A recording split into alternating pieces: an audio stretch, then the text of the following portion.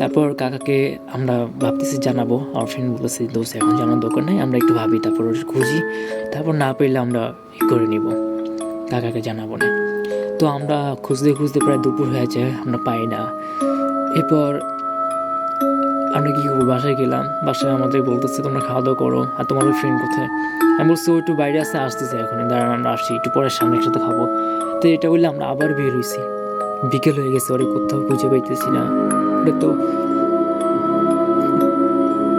অনেক চিন্তায় পড়ে গেছি আমরা। দেন ওইখান থেকে আমরা ওই বাড়ির সামনে দিয়ে আসতেছি, আমরা যেই পুকুরের ধারে বসে মাছ ধরছিলাম, আমার যেই পুকুরের পাশ থেকে ওই বাড়িটা দেখে আমার ফ্রেন্ড ওইখানে যাওয়ার জন্য আকতি মিনতি করছে, সেই পুকুরের সামনে আমি এক পলকে দেখলাম ও ভাইসা রয়েছে, ও মানে মুখটা উপর দিকে ও ভাইসা রয়েছে, ওর পেটটা অনেক ফোলা আর কেমন যেন অনেক সাদা হয়ে গেছে।